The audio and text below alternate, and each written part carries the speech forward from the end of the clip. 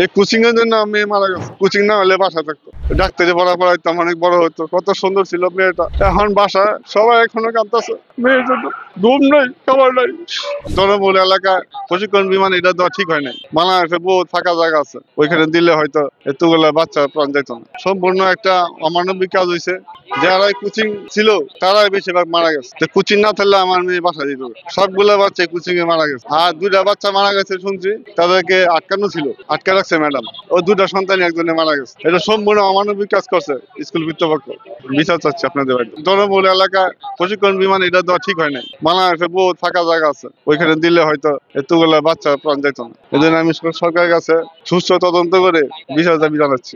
ডাক্তারি পড়াইতাম, অনেক বড় হতো, কত সুন্দর ছিল মেয়েটা। এখন বাসায় সবাই এখনো কাঁদতেছে মেয়ের জন্য। ঘুম নাই, খাবার নাই। বিচার চাচ্ছি। এই কোচিং এর জন্য মেয়ে মারা গেছে। কোচিং না হলে বাসা থাকতো।